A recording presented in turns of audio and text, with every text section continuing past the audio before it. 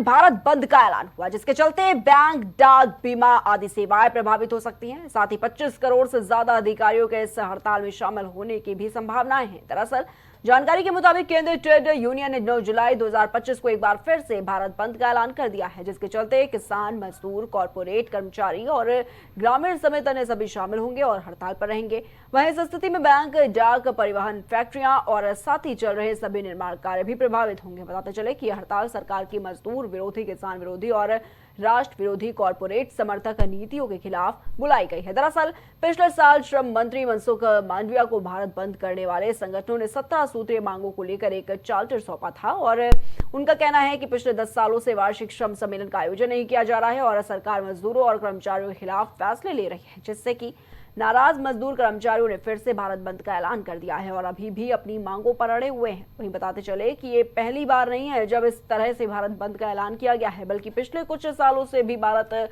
बंद किया गया और इस क्रम में ट्रेड यूनियन ने साल 2020 और 2022 और 2024 में भी भारत बंद किया था, जिसके चलते उस वक्त भी भारी मात्रा में किसान, ग्रामीण और कॉरपोरेट कर्मचारी हड़ताल पर शामिल रहे थे, जिसके चलते परिवहन, बैंक जैसी कई सेवाएं भी प्रभावित हुई थी। अब ऐसे में देखना यह होगा कि इस बार भारत बंद से कितना और क्या क्या प्रभावित होगा। साथ ही कई सवाल भी खड़े होते हैं कि क्या इस बार की हड़ताल का सरकार पर कोई प्रभाव डाल पाएगी या फिर कि नहीं।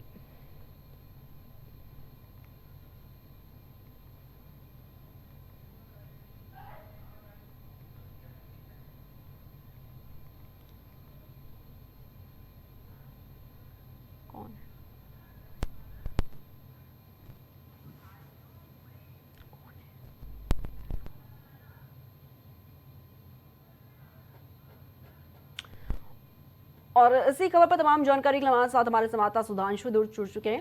सुधांशु, जिस तरीके से ऐलान किया गया है भारत बंद का, तमाम तरह के बड़े सवाल खड़े हो रहे हैं कि क्या परिवहन, बैंक जैसी कई सेवाएं से प्रभावित हो रही है या फिर इस बार जो भारत बंद का ऐलान किया गया है वो कितना और क्या क्या प्रभावित होगा। सुधांशु,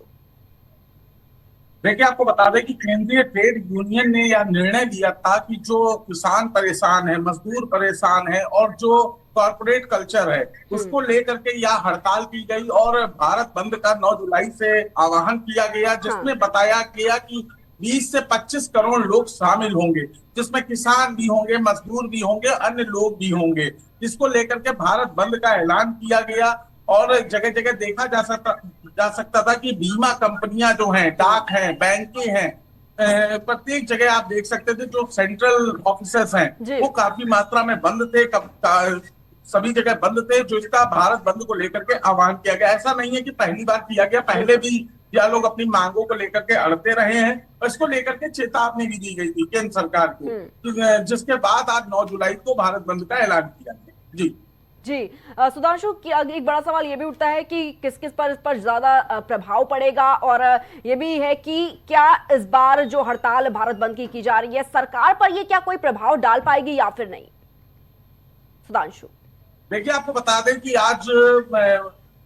जो सेंट्रल ऑफिसर्स हैं, जो बैंक हैं, जो बीमा कंपनियां हैं, डाक ऑफिसर्स हैं, वो पूरी तरीके से बंद थे और बताया जा रहा था कि इन सबके जो अधिकारी हैं वो सब इस पर शामिल होंगे और इनके साथ साथ जो मजदूर परेशान है सरकार की नीतियों से, किसान परेशान है और जो कॉर्पोरेट कल्चर दिखाया जा रहा है उससे जो लोग परेशान है वो भी शामिल होंगे, जिसे लेकर के आज बंद का आह्वान किया गया था। 9 जुलाई 2025 से बंद का आह्वान किया गया और आज सेंट्रल ऑफिसर्स जो है वो बंद थे, काफी करोड़ों की मात्रा में लोग इसका आह्वान किए और भारत बंद का समर्थन किए, जिसको लेकर के सरकार पर एक बार फिर दबाव बनाने की रणनीति है कि दबाव बना करके अपनी मांगों को पूरा कराया जाए। जी ठीक है सुधांशु, बहुत बहुत शुक्रिया आपका हमारे साथ जुड़ने के लिए और तमाम जानकारियों के लिए।